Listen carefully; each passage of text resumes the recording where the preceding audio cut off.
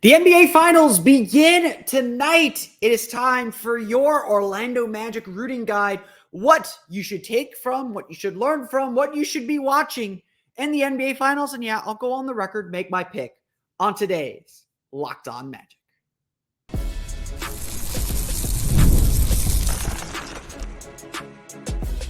You are Locked On Magic, your daily Orlando Magic podcast, part of the Locked On Podcast Network, your team every day. And you are indeed Locked On Magic. Today is June 6, 2024. My name is Philip Rossman-Reich. I'm the senior writer over at OrlandoMagicDaily.com. Of course, follow me on Twitter at PhilipRR_OMD.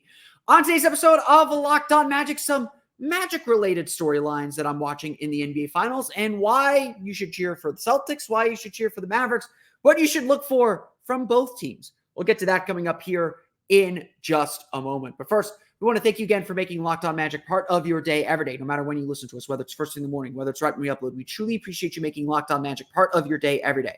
Remember, there's a great Locked On podcast covering every single team in the NBA. Just search for Locked On and the team you're looking for, Locked On Podcast Network. It's your team every day. Today's episode of Locked On Magic is brought to you by Gametime. Download the Gametime app, create an account, and use code LOCKEDONNBA for $20 off your first purchase. Terms apply. So here we are. We have made it to the NBA Finals. We have made it to the big day, Game 1 between the Dallas Mavericks and the Boston Celtics. And look, I could sit here and break down what's going to happen, and we'll do that a little bit in the third segment. But to get you ready for the NBA Finals, finish this episode first, but I cannot recommend more listening to our friends at Locked On Celtics and Locked On Mavericks. You know, we say this all the time about the local experts who know their team best.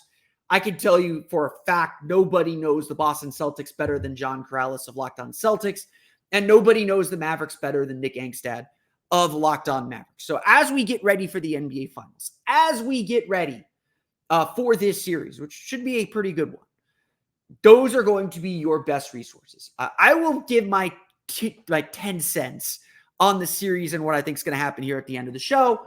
We will go over what's going on in these games throughout the course of the series. I do think it's important that we at least stay aware of what's going on in the rest of the league as we get to, especially as we hit this point, because offseason stuff is fun, and we will keep talking about offseason stuff here, including on tomorrow's episode.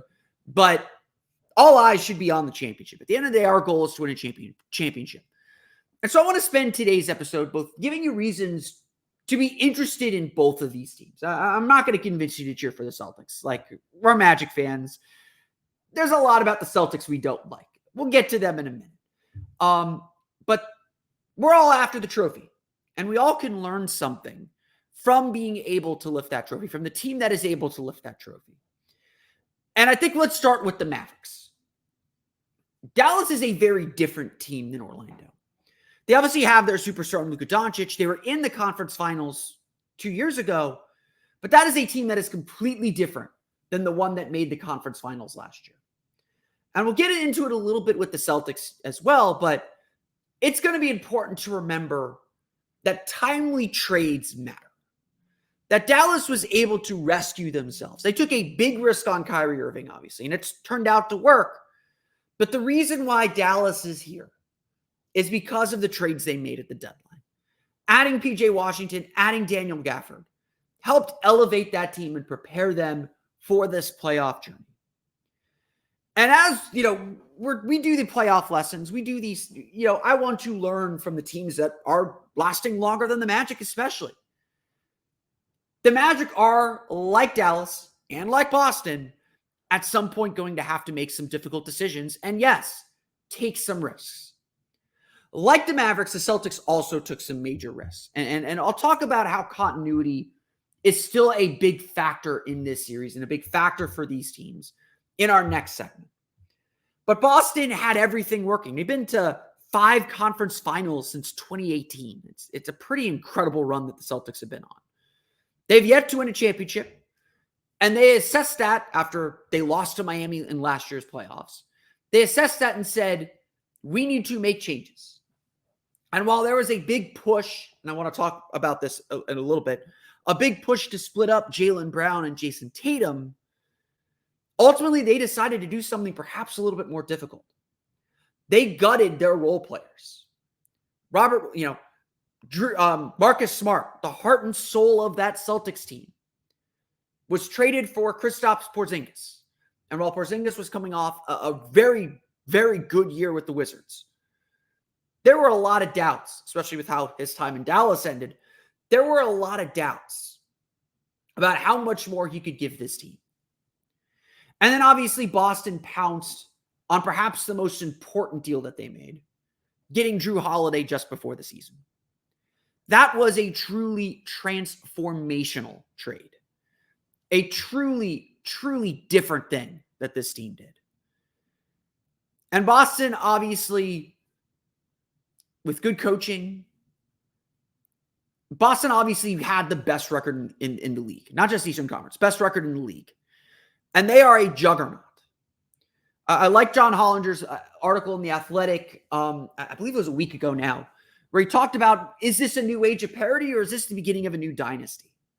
Because the Celtics were just so much better than everyone. They're still so young. Al Horford's really the only quote-unquote old player on the team. They're still so young. They've won a lot already, and there's plenty of opportunity for them to win more. We could be looking at a new dynasty. But it's important to remember that dynasty was also partially built on these risky trades. If there has been a criticism of Jeff Weltman, if there has been an item that has frustrated fans when it comes to Jeff Weltman, it's that he does appear to overvalue continuity, or it seems that way. At every turn where it feels like he should have made a bold move or made a move to shore something up, he trusts what he has. I would argue that that has been the right decision so far. I would argue that the Magic's decision to stand pat with their team at this year's trade deadline, despite the glaring need for shooting and all the things we discussed at the deadline, that it worked out okay. The Magic knew the soft part in their schedule was coming up. They dominated it. They went from 3 games over 500 to 47 wins. It's 47-35, so 12 games over 500. Got the 5 seed, went to the playoffs. Mission accomplished. I would also argue with you that Jeff Weltman is not afraid to make that bold trade. It's a different kind of trade that Jeff Weltman made back in 2021. But the trade of Nikola Vucevic, Evan Fournier, and Aaron Gordon all on the same day set the table for what we have now. Trading Nikola Vucevic early, selling early on him. He obviously went late on Evan Fournier. They got nothing for Evan Fournier. Boston wasn't really happy. Boston ended up not being super happy with it. They got nothing for Evan Fournier. And they got very little in the end for Aaron Gordon. Although I would argue Gary Harris was a solid player for the Magic. They still got that draft pick coming in 2025. RJ Hampton didn't work out, obviously. But that Nikola Vucevic trade set the table for the Magic to be where they are now, to be at the pace they are now. It's obviously a very different trade than what the trade that the Magic are probably going to have to make at some point in their development. They're going to have to make a decision on someone. When they get stuck in the playoffs like Boston did, they're going to get stuck, and they're going to have to make a decision on someone. That's what Dallas did with Kristaps Porzingis, and obviously wasn't working. And I believe a year after that, they went to the conference finals as well. It's what Dallas decided to do, knowing that Luka and Kyrie were starting to find their groove, and they needed that last piece to get them over the hump. Not only did they get a versatile post player in PJ Washington, they went out and got another rim protector in Daniel Gafford. And now they got one of those two. I think Gafford's a free agent, so they probably don't have both of them. But now they have those in reserve to make another trade down the road. It's all about setting that table. That's what a lot of this offseason has been about, or a lot of our discussion in this offseason has been about, is the Magic need to spend to set their to not only improve themselves this year, but set their table for the future. As we look at how these two teams were built, those strategic deals, those risks that those teams took, that those franchises took, paid off. And clearly they have paid off in a major way to get us ready for the NBA Finals. But I want to make this clear. There's a lot more interesting from the Magic's perspective in the Celtics and how they're built. We'll talk about why stability still won the day for the Celtics despite the big moves that they made this offseason. We're going to get to that coming up here in just a moment.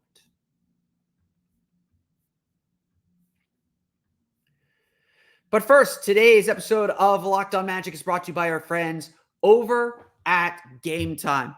Look, here in Orlando, it is the summer of soccer. I don't know if you've seen it over at Camping World Stadium. They're picking up the pieces of the Rolling Stones concert from earlier this week and starting to put down the real grass, not the fake grass that they usually have, the real grass, so that the United States and Brazil can play the Continental Classico next Wednesday at Camping World Stadium. It's an event that I am looking forward to. I've already got my tickets. If you don't have your tickets yet, Gametime is your place to go. As I load it up on my phone eventually. It'll load eventually. They have all the tickets you want for any big event here in Central Florida, whether it's U.S. national team, whether it's Orlando City, or whether it's the Pride. You can see here you see on my phone here on the YouTube, the Pride tickets are more expensive than Orlando City. It tells you how quickly things have changed. And whether it's music, shows, concerts, events, sports, anything, Gametime has the deals to get you the best seats. Save up to 60% off buying last minute for sports, concerts, comedy, theater, anything you want. They have zone deals too that save you even more when you choose a section and let Gametime choose the seats. I know this summer there are a lot of events I want to go to. Got the soccer game next week. SmackDown's coming in August. Weezer's coming in September. There's a lot going on in the coming months. Gametime is my ticket to any event in the city.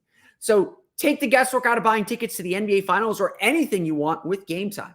Download the Gametime app, create an account, and use code LOCKEDONNBA for $20 off your first purchase. Again, terms apply. Create an account and redeem code LOCKEDONNBA, LOCKEDONNBA, for $20 off your first purchase.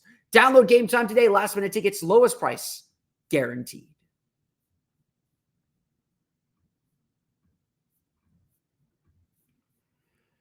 We want to thank you for making Locked On Magic part of your day every day. For your next, be sure to check out the Locked On Sports Day 24/7 streaming channel for your next listen.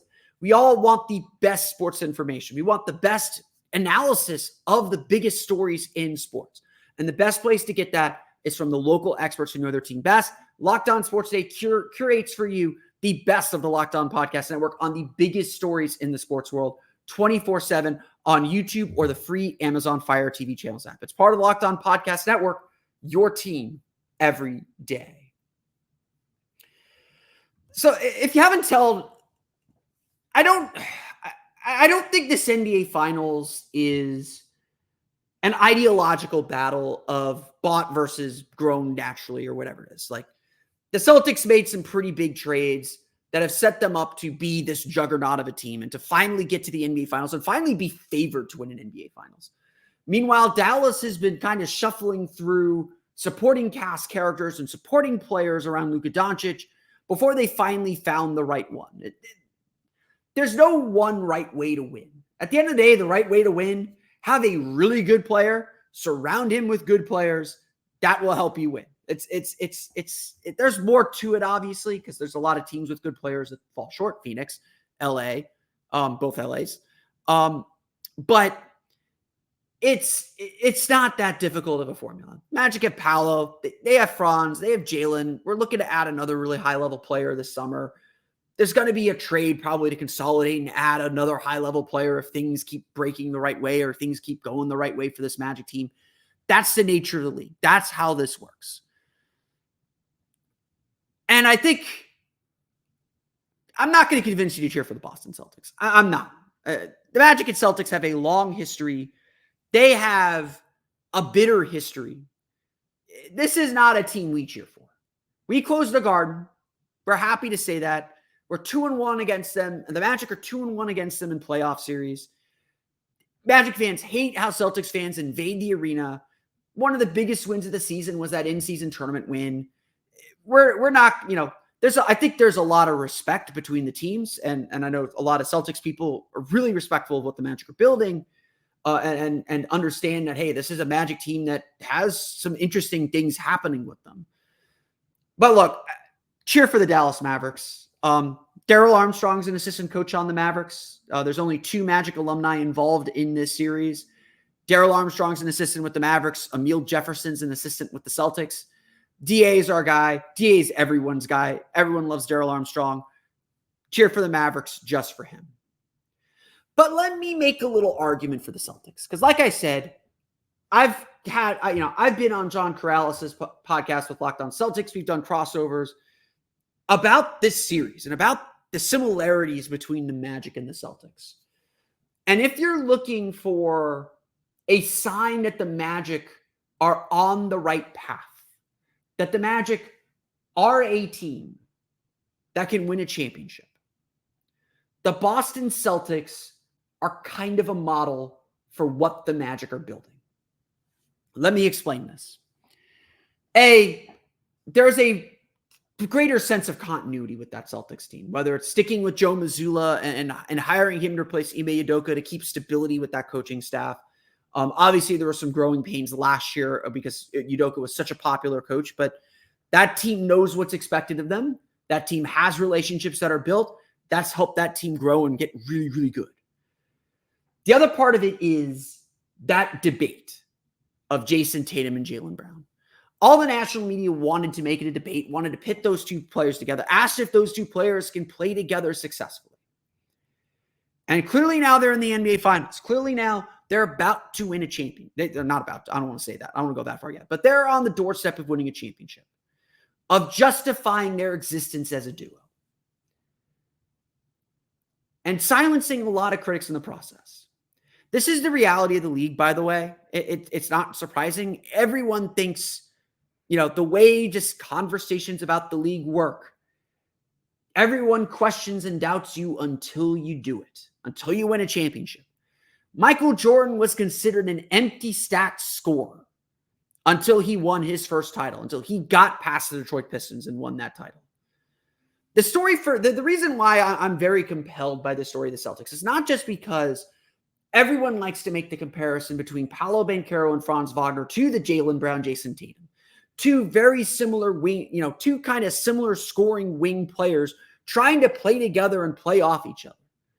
It's not easy. There are not a lot of examples of teams led by 2 wing players like them winning championships. So if Boston wins the championship this year, that feels like proof of concept that the Magic can win a championship.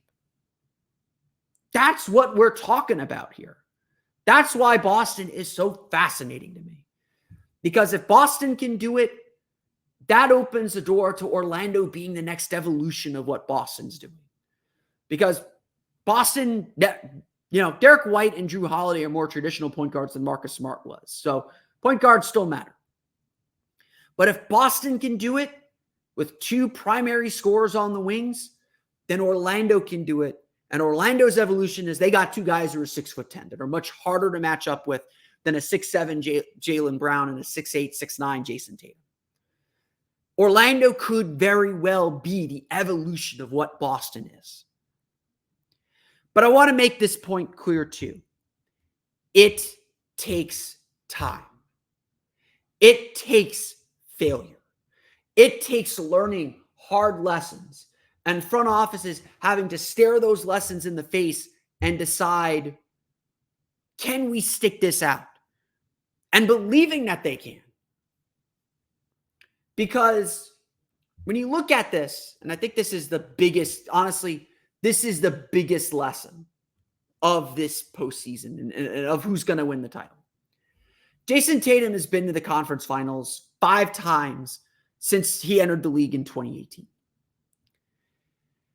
It's been 1, 2, 3, 4, 5, 6, 7 seasons. His 7th season is his first chance to win a championship.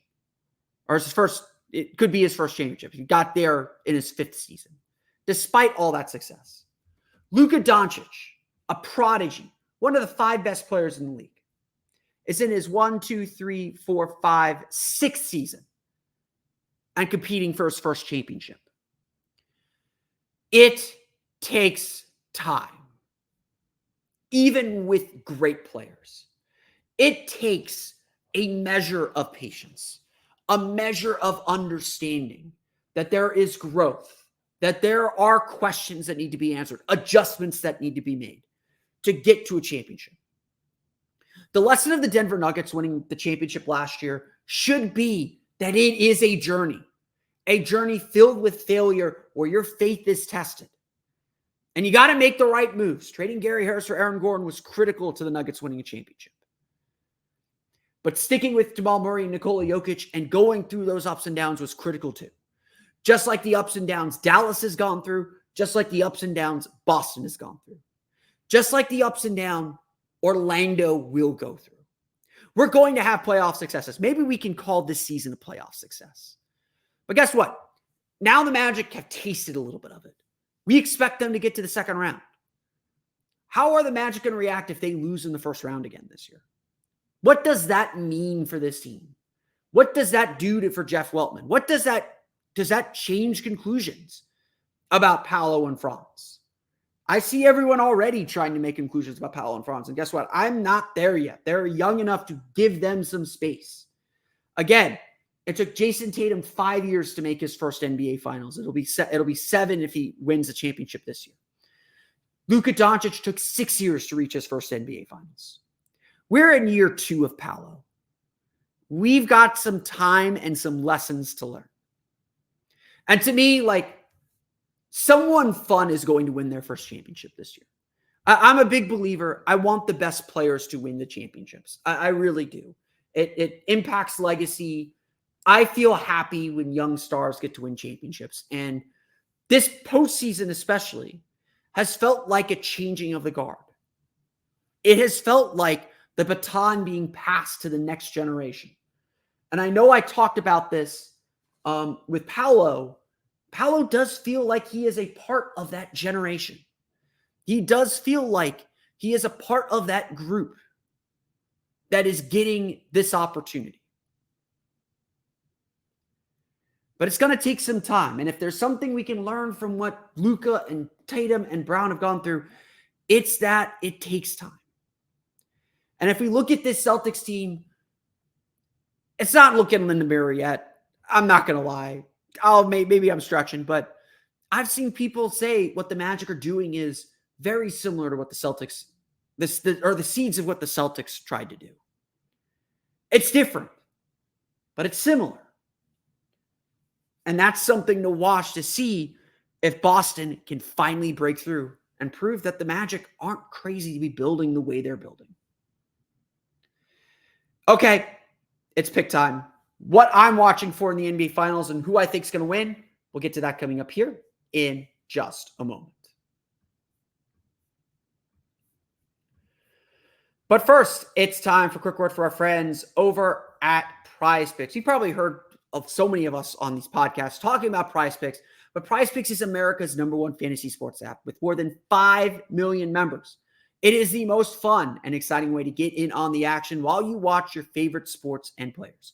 All you have to do is pick more or less on 2 or more player stats for a shot to win up to 100 times your cash.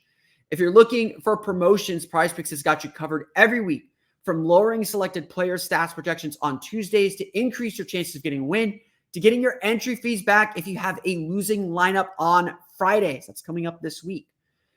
When the finals are over, the hoops action does not stop on PrizePicks either. Women's basketball is just getting started, with young stars like Caitlin Clark and Angel Reese looking to make names for themselves alongside greats like Breanna Stewart and Aja Wilson, as well as my girl, Nafisa Collier. You could win up to 100 times your cash watching them ball out.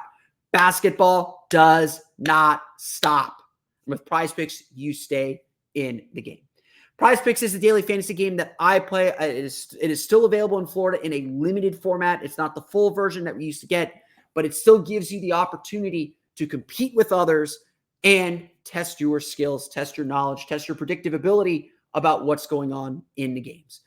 Download the app today and use code LOCKEDONNBA for a first deposit match of up to $100. Again, download the app, use code LOCKEDONNBA for a first deposit match of up to $100. PrizePicks, pick more, pick less. It's that easy.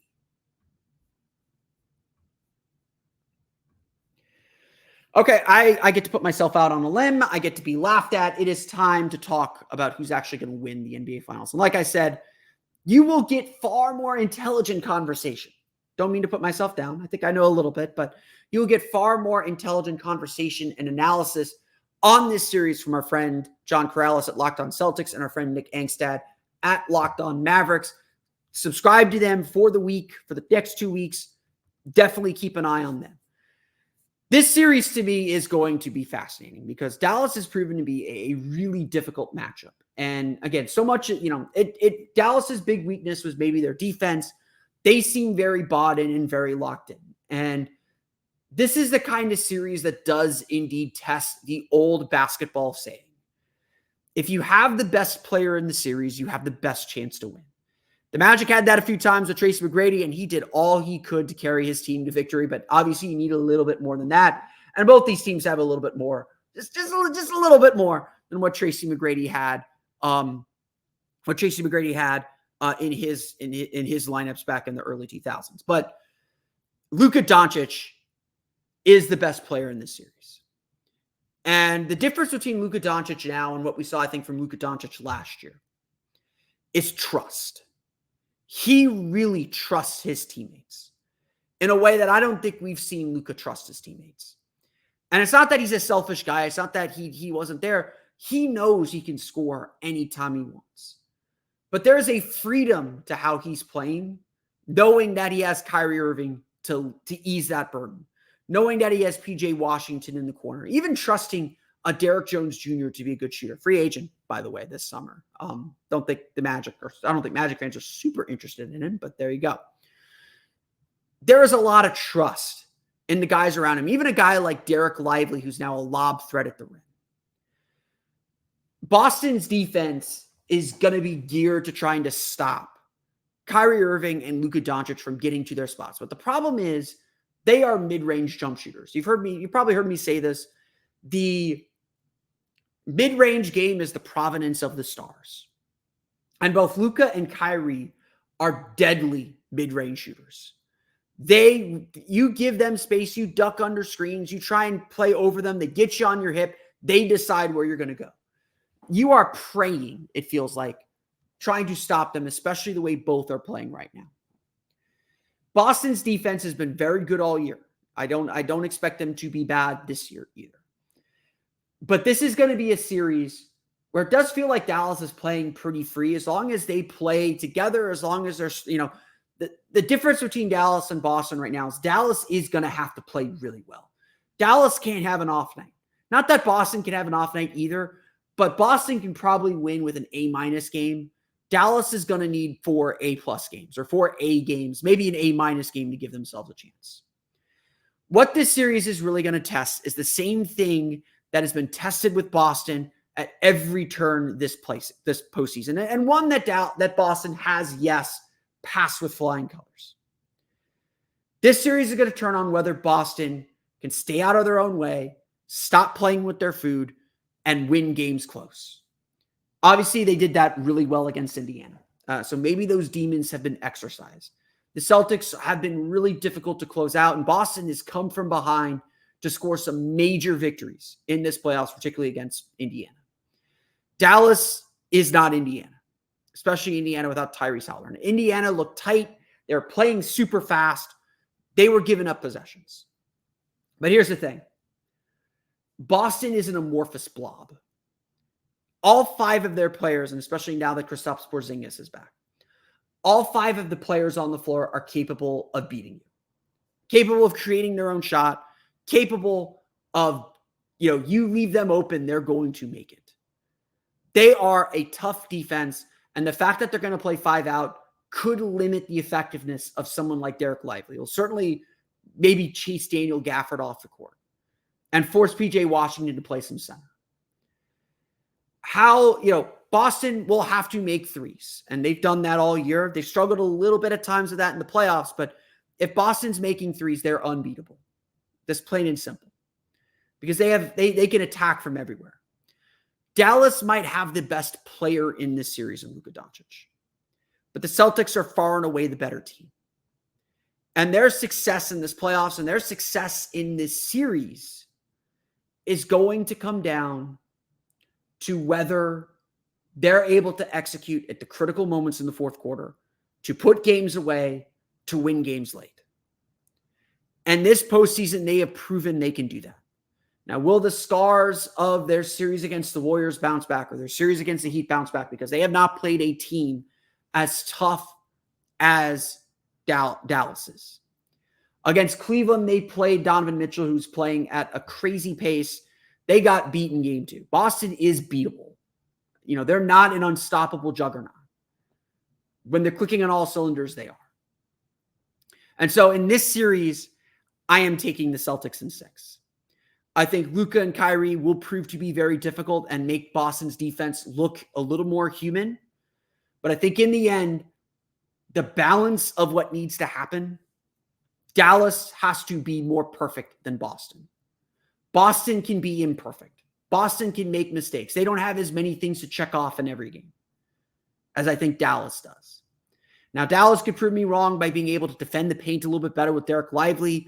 Kristaps Porzingis is certainly not 100%, but if Kristaps Porzingis is not nearly anywhere near effective and he's playing starter level minutes, that could be a problem. There's going to be a game where bench players play a big factor, whether that's Peyton Pritchard, whether that's PJ Washington, whether that's Derek Lively or Daniel Gafford. There's going to be a lot of variables in this series. But on balance, Boston is the better team. The question is whether they will be able to frustrate Doncic and Kyrie enough in 4 games to get the wins. And there will be a close game that turns this series, one way or the other. For all the scars Boston has in them, I'm taking the Celtics to control that close game and win it. Now, if Boston has to come from behind as much as they did against Indiana, they're going to be in trouble. I think Boston has been playing with their food a lot in this postseason, but they're just so good. They've been able to get away with it. This has been their goal the entire season. It's time to raise number 18. Magic fans probably aren't going to like that, but that's going to be the reality of it. But that's going to be it for me today. I want to thank you all again for listening to today's episode of Locked On Magic. Of course, find me on Twitter at @PhilipRR_OMD. Subscribe to the podcast on Apple Podcasts, Stitcher, TuneIn, Himalaya, Google Play, Spotify, Odyssey, and all of the listening podcasts to your podcast-enabled listening device for latest on the Orlando Magic. Be sure to check out OrlandoMagicDaily.com. You can find us there on Twitter at OMagicDaily. And now up on my Patreon page, free for you to read my player evaluation of Franz Wagner, how Franz Wagner stepped into the spotlight and had a career season, except for that one thing that kind of really matters more than everything else. Free now on my Patreon page, Franz Wagner player evaluation. You can get the rest of my player evaluations plus more Magic content on my Patreon page at patreon.com/Orlando Magic Hub. Now that you're done listening to me, be sure to check out the Locked On Sports Day 24/7 streaming channel on YouTube and now available on Amazon Fire TV and the free Fire TV channels app. Locked On Sports Day is here for you 24/7, covering the top sports stories of the day with the local experts of Locked On, plus our national shows covering every league. Find Locked On Sports Day now available on the free Fire TV channels app. That's going to do it for me today, though. I want to thank you all again for listening to today's episode of Locked On Magic. On tomorrow's episode of Locked On Magic, we're going to dive back into the season a little bit, what we learned from the Magic this season, and what's going to come ahead with a special guest. We're going to get to that on tomorrow's episode of Locked On Magic. But until then, for Orlando Magic Daily and Locked On Magic, this has been Philip Rossman-Reich. We'll see you all again next time for another episode of Locked On Magic.